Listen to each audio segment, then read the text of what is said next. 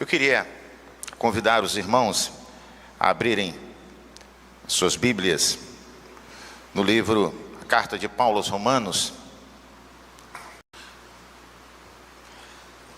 Carta de Paulo aos Romanos, capítulo 12.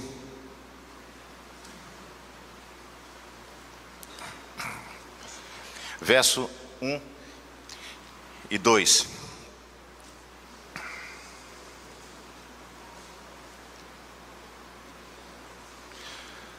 Rogo-vos, pois, irmãos, pelas misericórdias de Deus, que apresenteis o vosso corpo por sacrifício vivo, santo e agradável a Deus, que é o vosso culto racional. E não vos conformeis com este século, mas transformai-vos pela renovação da vossa mente, para que experimenteis qual seja a boa, agradável e perfeita vontade de Deus. Vamos orar. Obrigado, Senhor, porque a Tua palavra nos ensina, a Tua palavra nos adverte, nos apacenta. Obrigado, Deus. Nós te pedimos em nome de Jesus, que possamos ser instruídos e colocar em prática aquilo que a Tua palavra, Pai, nos alerta, nos orienta. Te pedimos que Teu Espírito mova o nosso coração, para que possamos aplicar de forma que agrade a nossa caminhada, que é sustentada pelo Senhor, em nome de Jesus. Amém.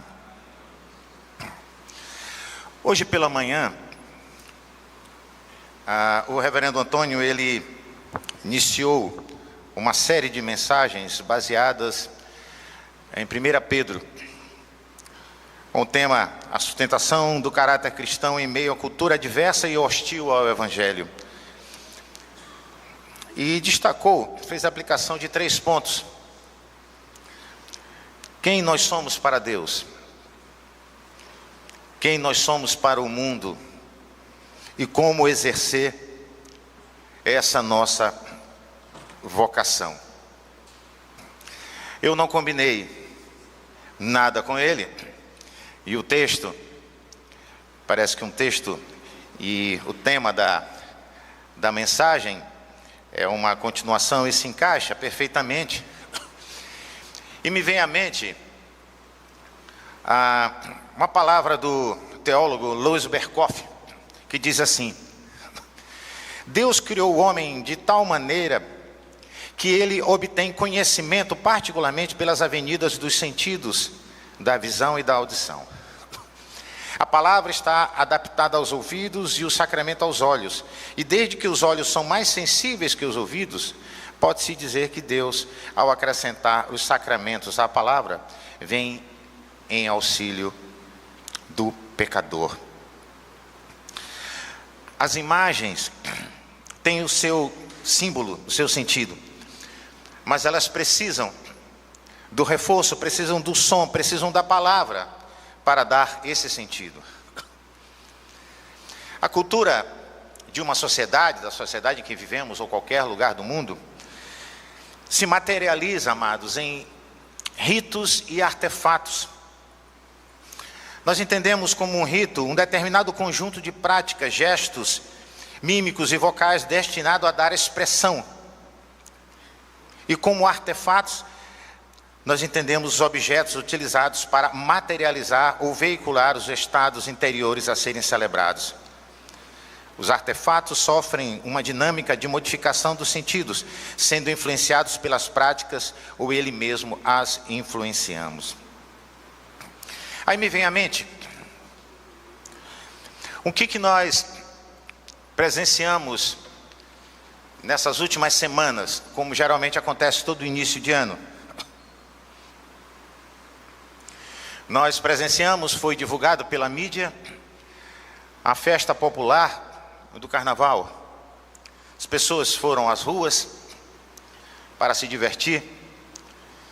E olha que eu confesso a vocês que eu não tinha visto São Luís tão movimentado como foi nesse último evento agora de carnaval. Engarrafamento por tudo quanto era canto. E realmente houve uma movimentação muito grande. Muita gente lá no anel viário, trouxeram artistas de fora. E muita gente saiu de casa para festejar e ficar brincando a noite toda, mas Nós sabemos que ao longo do país, principalmente no grande centro, São Paulo e Rio de Janeiro, o que chamou a atenção, o que chama a atenção,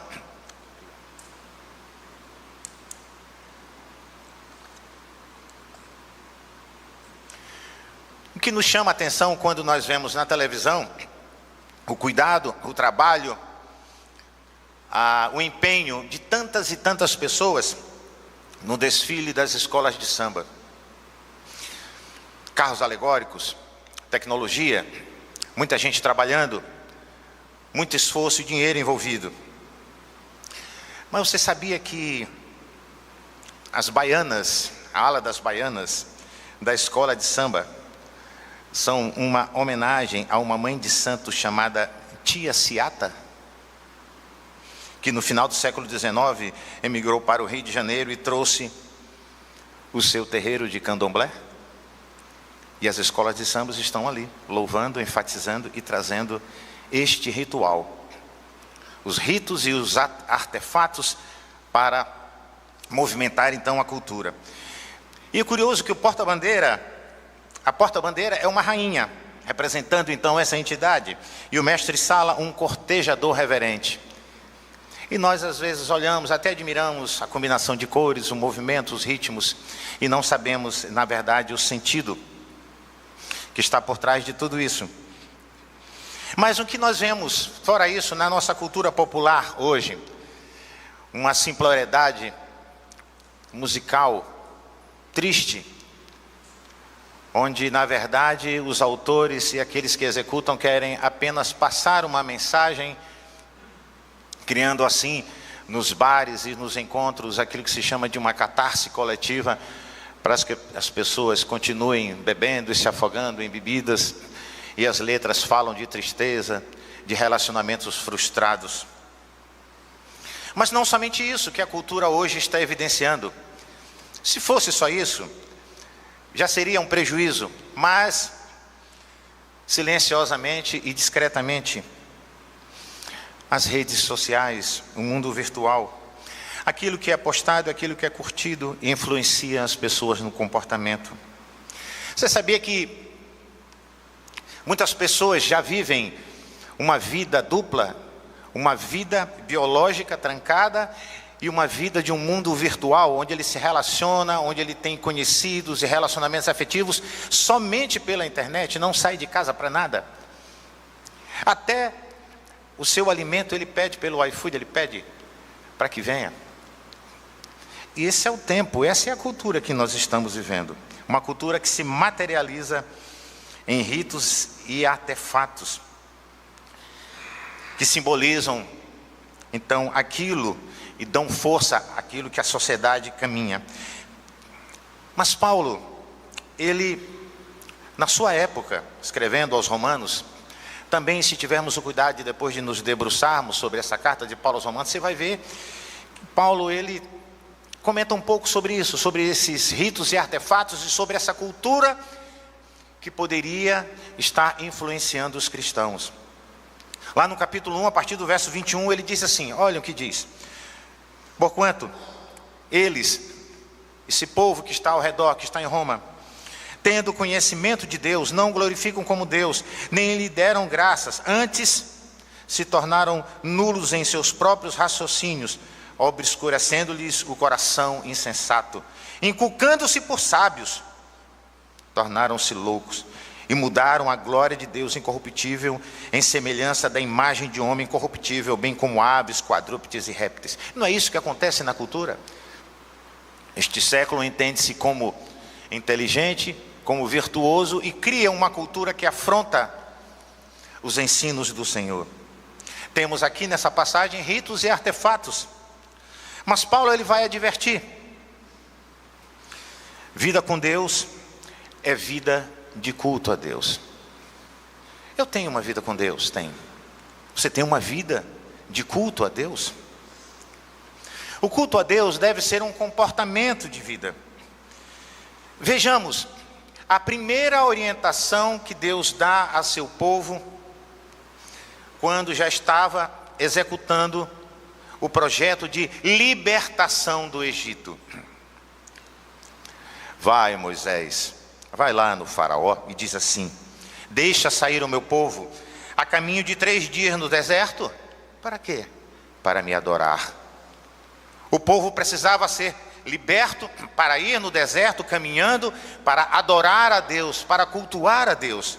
Em Êxodo 3:18 nos fala sobre isso. Em Êxodo 15, verso 1, depois da maravilhosa libertação que Deus derramou sobre o seu povo, tirando-os do Egito, da escravidão do Egito, fazendo-os passar pelo mar aberto, e os inimigos vinham atrás e foram todos mortos pela providência de Deus. A primeira coisa que Moisés fez quando atravessou o Mar Vermelho, que teve então concluída a sua libertação, foi adorar a Deus, foi cantar um hino ao Senhor. A nossa vida como servos de Deus deve ser uma vida de adoração, de cultuar a Deus. Mas para entendermos melhor isso, é preciso entender um pouco do objetivo da carta de Paulo. Nós estamos nos debruçando no capítulo 12. Nós já sabemos, a carta de Paulo é considerada um resumo teológico daquilo que ele queria apresentar para os seus irmãos. Ele procurou anunciar a boa nova. Ele fez planos para visitar Roma, a capital do império, que ele ainda não tinha visitado. Que dali ele pretendia seguir até a Espanha. Lá no capítulo 15, a partir do verso 22, nós vemos ele falando sobre isso. E precisava da ajuda dos irmãos. Essa carta de Paulo aos Romanos aparece uma completa descrição da fé de Paulo, daquilo que ele entendia, do que ele cria a respeito do cristianismo. O Evangelho é o poder de Deus para a salvação de todos os que aceitam, os que creem, conclui. E o justo viverá por fé. Romanos 1:17. É bom termos, pelo menos de forma resumida, o que a carta de Paulo realmente fala e qual era a sua intenção. Na primeira parte da epístola, Paulo mostra tantos a judeus e a gentios que precisam de salvação, que precisam ser alcançados por Deus. Depois Paulo mostra como Deus, por causa do seu grande amor, salva as pessoas em Jesus Cristo. E numa das mais bonitas passagens escritas por Paulo, no capítulo 8, ele descreve como vive a pessoa que é governada por Deus através do seu Espírito no amor do Senhor Jesus. Paulo procura explicar a parte que cabe aos seus irmãos das atitudes práticas que mostram a vida daquele que foi alcançado pela graça do Senhor. E a epístola termina com uma série de saudações pessoais e uma oração de louvor a Deus.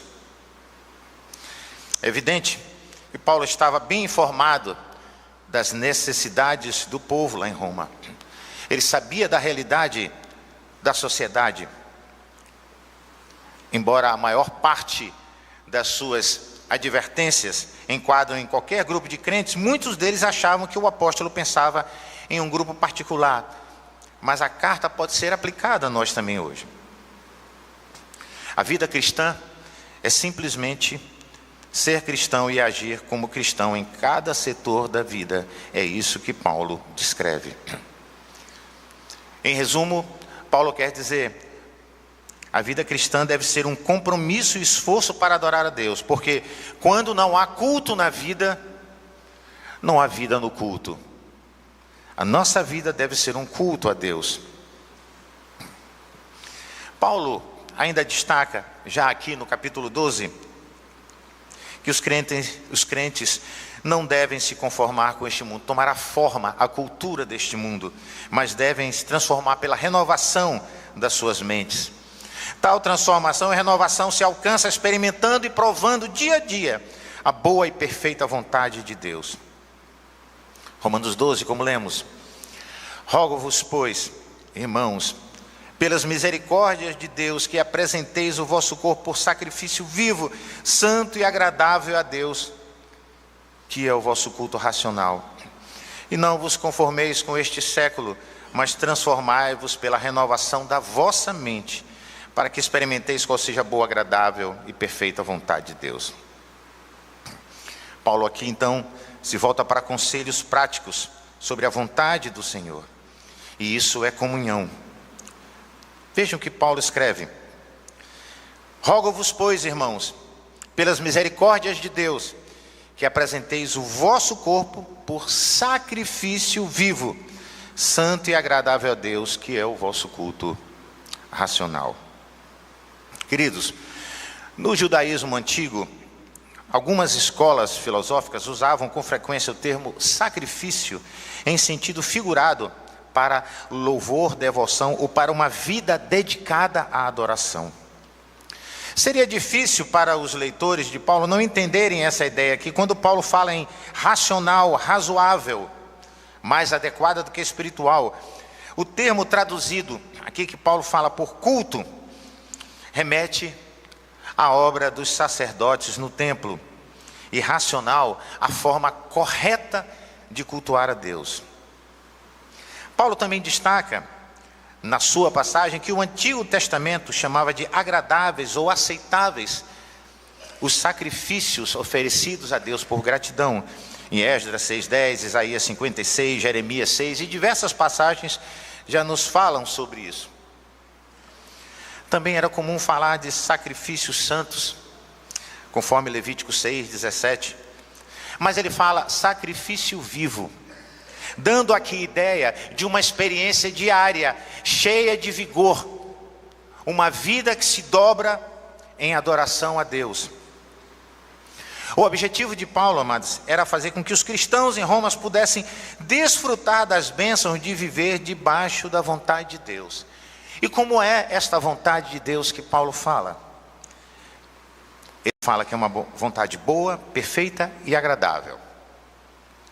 Quando nos debruçamos para entender a expressão de cada palavra dessa, quando ele diz boa, que é agathos, a vontade de Deus, ela é útil para aquilo que se precisa.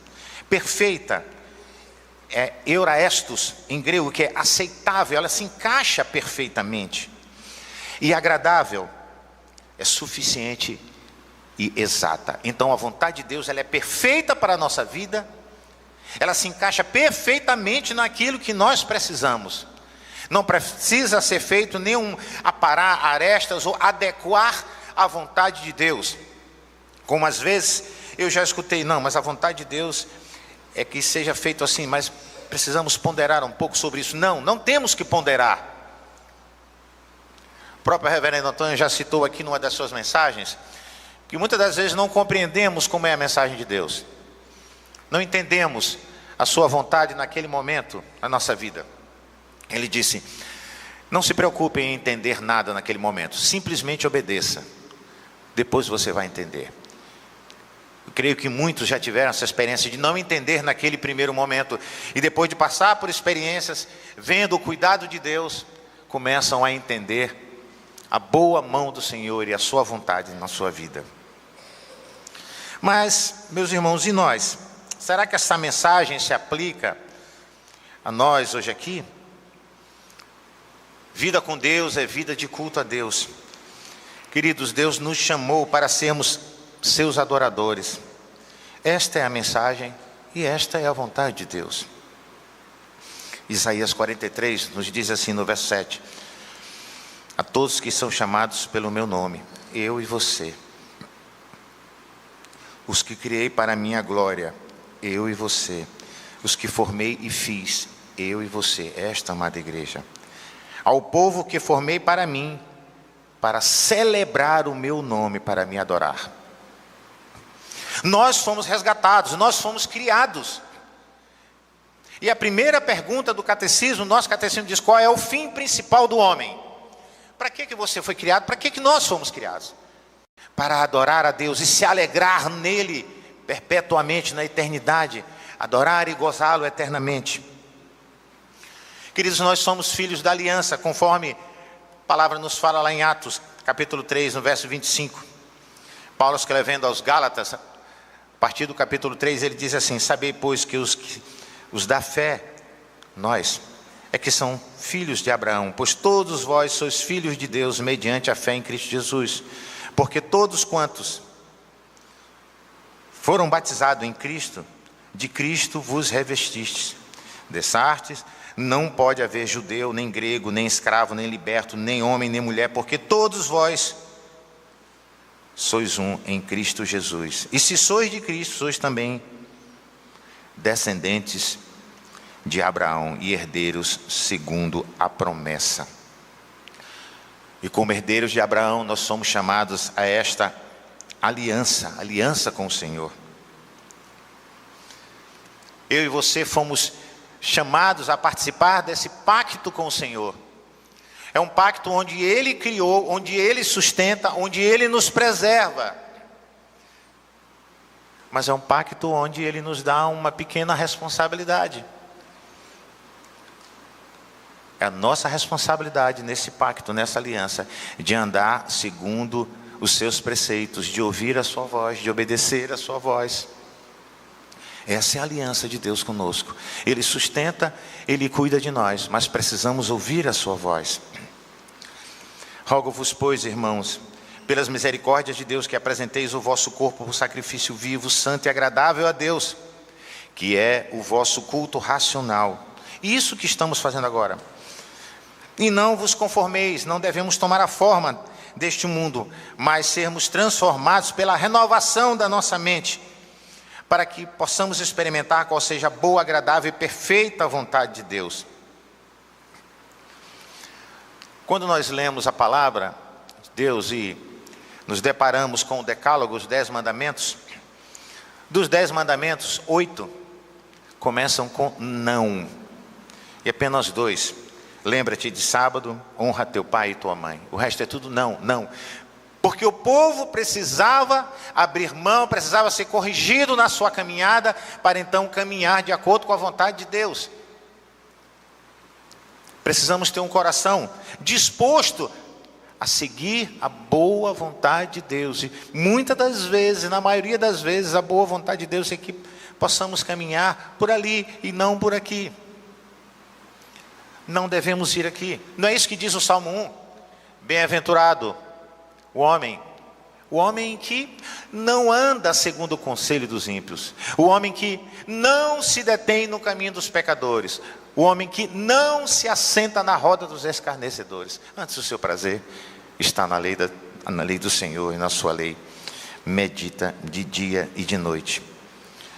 E Paulo enfatiza: rogo-vos, pois, exorto, oriento, admoesto, pelas misericórdias que têm sido derramadas na vida de vocês, através dessa misericórdia que vocês têm acesso ao Pai por meio de Jesus, que vocês possam apresentar o vosso corpo, como eu disse, como um sacrifício diário, um sacrifício vivo. Paulo aqui ele está fazendo uma pequena referência, uma tipologia do Antigo Testamento, que em Êxodo 12 fala sobre o sacrifício que deveria ser apresentado a Deus. Mas em João capítulo 1, 29, diz: viu João a Jesus que vinha para ele e diz: eis o Cordeiro de Deus que tira o pecado do mundo. Pois também Cristo, nosso Cordeiro Pascal, foi imolado em 1 Coríntios capítulo 5. Cristo é o sacrifício diante de Deus para o nosso perdão e a nossa vida com Deus. E Paulo diz: é importante que aquele que vai após Jesus, conforme está em Lucas capítulo 9, se alguém quer vir após mim, a si mesmo se negue dia a dia, tome a sua cruz dia a dia e siga-me. Não vos amoldeis a este século, mas buscais conhecer qual é a vontade de Deus. Paulo está falando sobre vida com Deus, é uma vida diária de culto a Deus. Mas como? Como então podemos, pastora Noaci, está sendo muito interessante essa exposição, mas como podemos então ter uma vida diária de culto a Deus? Como podemos colocar em prática isso que a palavra de Deus está nos orientando? Rogo-vos que apresenteis o vosso corpo por sacrifício vivo. Isso requer, amados, sabe o quê? Esforço, disposição para buscar a comunhão dos santos. O culto a Deus é um culto comunitário. Você tem o seu culto individual. Mas Paulo está dizendo, é preciso um esforço, é preciso atitude, iniciativa e compromisso. Apresenteis o vosso corpo. Assim também nós, conquanto muitos somos um só corpo em Cristo, ainda em Romanos 12, 5. Paulo fala da união de estar. Paulo fala da comunhão, da celebração, como nós cantamos, a uma só voz, Abba, Pai. E lá em Hebreus 10, 15, uma passagem já conhecida, diz, não deixemos de nos congregar. Vinde a mim. Mateus fala sobre isso. Tomai sobre vós e aprendei de mim. É preciso que caminhemos aos passos de Jesus. Diversos salmos nos falam sobre a celebração do culto a Deus. Davi, para o diretor do coro lá no Salmo 134, ele diz, bendizei ao Senhor, vós todos os servos do Senhor. Somente isso? Não, ele completa, que assistis na casa do Senhor nas horas da noite, é o que estamos fazendo aqui. No Salmo 135, aleluia, louvai o nome do Senhor, louvai servos do Senhor, cada um de nós. Vós que assistis na casa do Senhor, nos átrios da casa do nosso Deus, louvai a Deus, louvai ao Senhor porque é bom, aleluia, cantai ao Senhor um cântico e o seu louvor na Assembleia dos Santos, Salmo 149. Diversas passagens no livro de Salmo falam de estarmos juntos a uma só voz, louvando e adorando a Deus. O esforço de cultuar, de buscar a presença de Deus na comunhão dos santos. E é isso que acontecia lá em Atos 2. Perseveravam na doutrina e na comunhão, diariamente estavam juntos no templo, louvando. Vida com Deus é vida de culto a Deus. Mas como isso pode acontecer na nossa vida? Com a nossa responsabilidade nessa aliança. Você lembra que você cantou aqui no início uma canção, um hino, Teu culto a Deus?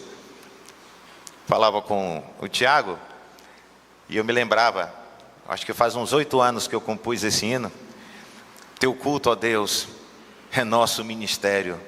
Teu culto a Deus com vozes e saltérios, em vida e comunhão, prostrados em adoração. Teu culto a Deus é hoje aqui. E a segunda estrofe diz assim, teu culto a Deus em nós é ordenança. Teu culto expressa a aliança de um povo eleito. Esse é o culto a Deus. Temos que celebrar o nome do Senhor e agradecer a Deus que fomos chamados para essa aliança. Temos que ter um esforço, disposição, iniciativa e compromisso para que a nossa vida seja uma vida de culto. Mas não somente isso, ele diz, com a renovação da vossa mente, no verso 2 de Romanos 12, com esforço e disposição para aprender de Deus. É preciso estarmos juntos, louvando e adorando a Deus, mas é preciso ter o coração cativo nas mãos do Senhor para aprender cada vez mais. Durante o culto, Deus nos ensina. A cada culto, uma leitura, uma palavra, uma oração, um cântico, um hino. Deus tem nos ensinado. Ele usa as diversas formas. Às vezes você sai de casa, eu vou à igreja, mas de repente já no final do culto Deus tem uma palavra para você. E às vezes a gente fica na dúvida, será que o pastor sabia exatamente a dificuldade, o desafio que eu estava vivendo? Puxa, essa palavra, esse texto foi exatamente para mim.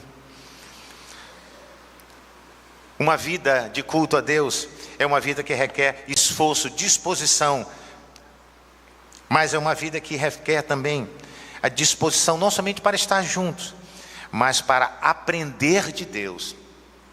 Vir à igreja para aprender. E esse aprender quer dizer ouvir a voz do Senhor. Mas não somente isso. Vida com Deus é vida de culto a Deus.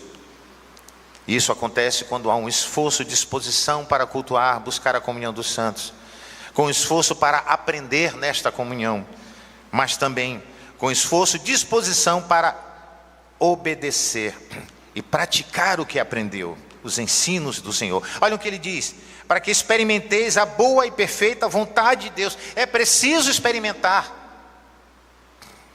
Não sei se você, creio que você já teve a oportunidade de fazer uma visita à casa de um familiar, e depois do almoço em família, chega alguém carinhosamente e diz: olha, eu fiz aqui um mousse, principalmente quando você está fora de São Luís, né? Aí você chega no outro estado, sei lá, Pernambuco, algum canto, e fala: ó, eu quero que você experimente aqui um pouco de juçara. O que é juçara? Ou então um mousse de bacuri. O que é isso? Experimenta para ver se você não gosta. A pessoa: eu vou experimentar. Olha, não é que é bom? Para que possamos admirar e aprovar, é preciso experimentar. Não é isso que tristemente acontece quando um jovem, de forma desastrosa, experimenta o uso das drogas? Experimenta só um pouquinho para você ver. Aí ele experimenta e fica sem saber onde é o chão, onde é as coisas, e fica sem saber de nada. E aquilo não somente o deixa anestesiado, mas cria nele uma pequena dependência que vai se desenvolvendo ao longo dos dias e do uso. Com Deus, precisamos experimentar a sua boa, perfeita e agradável vontade. Experimente, faça um teste com Deus. Eu vou obedecer, Senhor, eu vou fazer assim. Veja, você vai ser surpreendido. Mateus 11, 28 diz assim: vinde a mim e aprendei de mim. Tem uma passagem que eu gosto muito, lá em João capítulo 14, verso 21, diz assim: aquele que tem os meus mandamentos e os guarda é que pratica. Este é o que me ama. Você ama Jesus?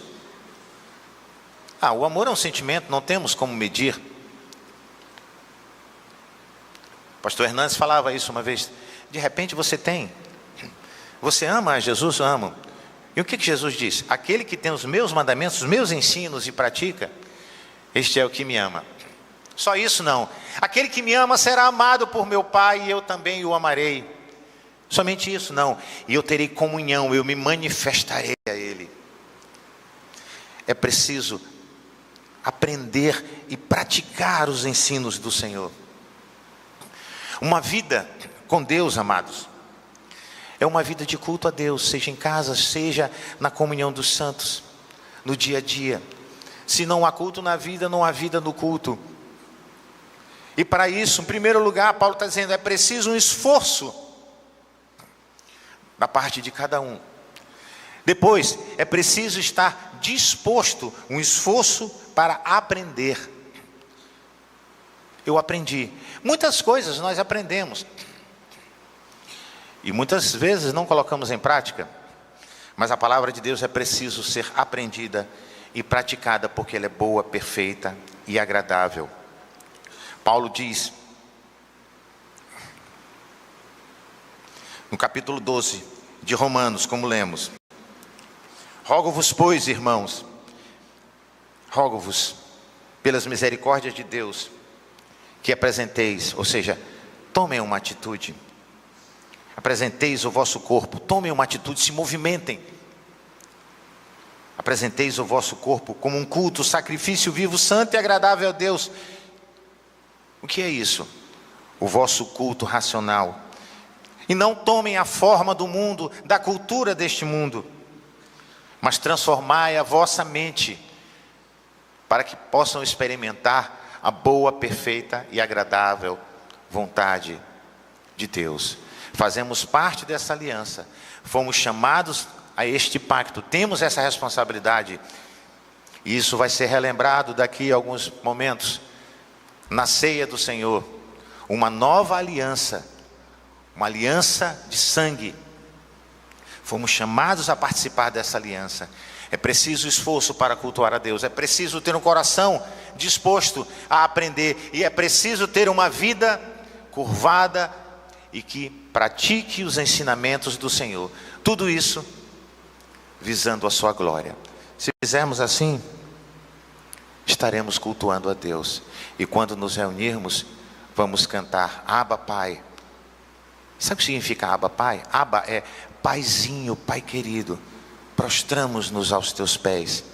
Abba Pai, maravilhoso és.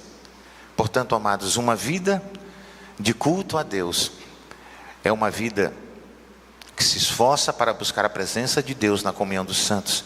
É uma vida que busca aprender de Deus.